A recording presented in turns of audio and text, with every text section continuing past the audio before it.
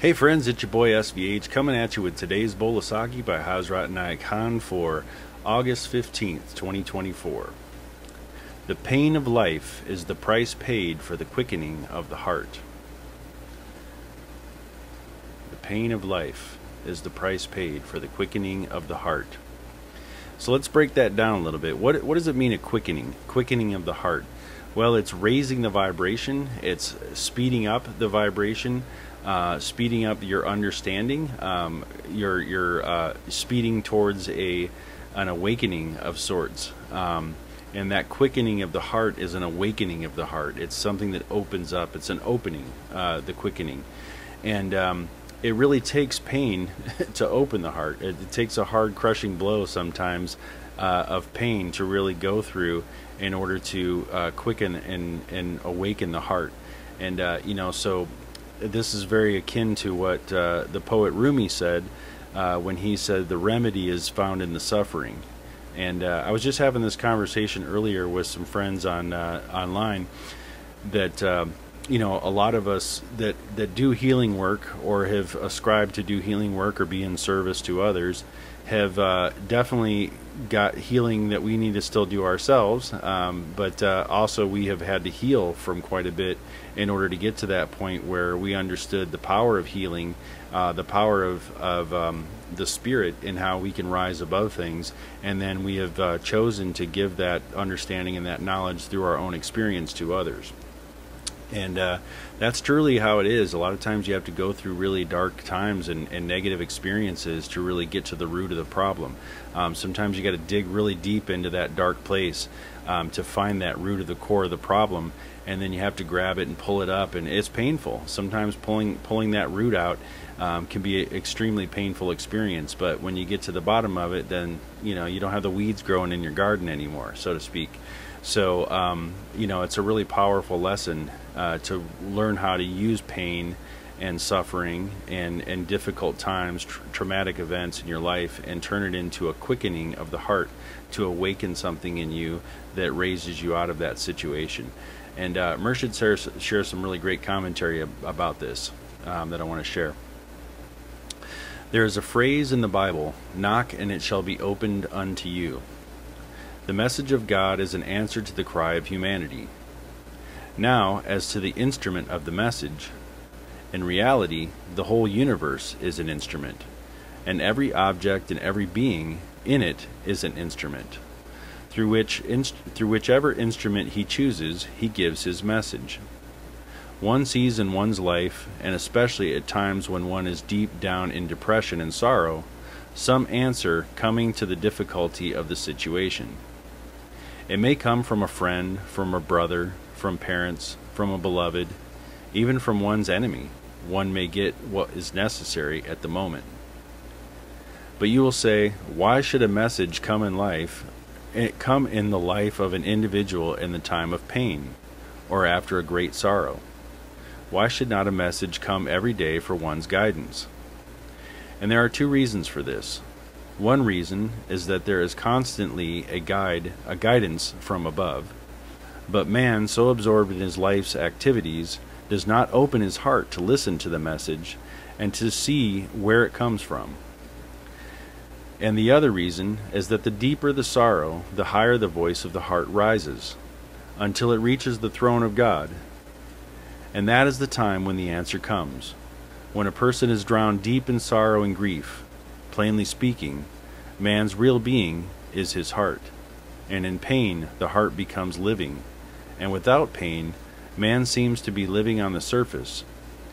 You will often see in life that people with an intolerable nature and manner, often having gone through the agony of pain in life, develop in them a finer nature. Those who have avoided love in life from fear of its pain have lost more than the lover, who by losing himself gains all. The loveless first lose all, until at last their self is also snatched away from their hands. The warmth of the lover's atmosphere, the piercing effect of his voice, the appeal of his words, all come from the pain of his heart. The heart is not living until it has experienced pain. Man has not lived if he has lived and worked with his body and mind without heart. The soul is all light, but all darkness is caused by the death of the heart. Pain makes it alive.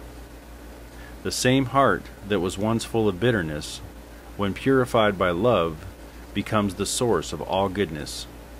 All deeds of kindness spring from it.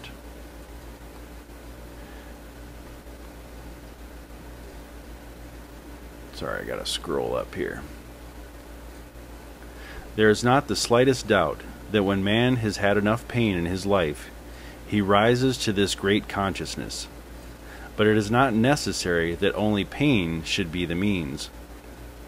It is the readiness on the part of man to efface his part of consciousness and to efface his own personality, which lifts the veil that hides the Spirit of God from the view of man.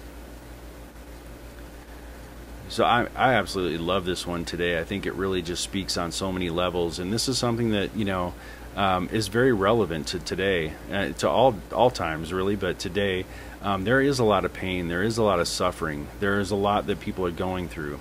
But if you kind of understand the cycle that we're at right now, we're at the end of a stage which is known as Kali Yuga in Hindu terms and yogic terms, which is a stage in life, a phase that we're in, a station, if you will, that a period of time that the world has gone through a great amount of pain and a great amount of suffering, and it's a time of destruction and devastation, and we're nearing the end of that time. Some say Kali Yuga has already ended and we're ending a new golden age. Some say that Kali Yuga is ending soon, that it's ending in the next few years. So you have to make your own discernment of what you feel and believe in that respect. But it is a time of great suffering and of great pain. And if we think about what we've endured the last 4 years through a pandemic period, and some of the other things that have come out of that, political turmoil, racial hate, all kinds of other things that have been going on in the world, you start to really understand that this pain, why are we going through this pain? It's something that you ask, a lot of people ask this, if God is so loving and God is so kind, why do we have to endure such pain? Why is there suffering in the world? Why do people have to die? Why do little innocent children have to suffer? Things like that. Well, I can't answer all those questions in this moment, but I can say that, it is through this pain and this suffering that we awaken something, that something is awakened in us. And you see this a lot of times. You see where, someone has a loss or a painful situation that they go through, and somehow it inspires them to go out and to help others find ways and solutions to avoid that pain themselves. And that becomes a healing presence in the world, and it becomes a light in the world that guides others. And so, often we do go through these things, and especially those of us that have felt this call, this tug at our heart to share spiritual truth, or to do healing work, or to be of service to others in some way.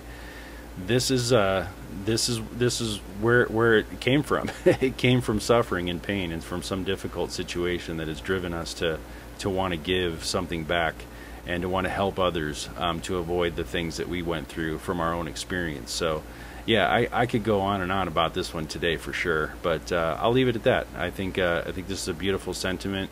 Very ironic that I was just having this a slight discussion about this, or chimed in on a thread about this particular elements of this particular topic, at least. And so yeah, happy to share this bowl of sake with you all today.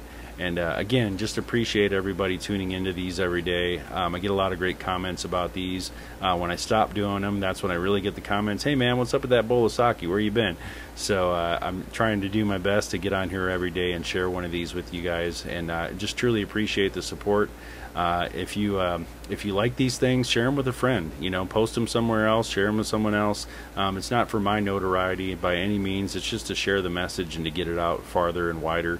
That's really the purpose of me doing these things. So appreciate you guys chiming in, tuning in, and I will be back again tomorrow with another bowl of sake. Be blessed.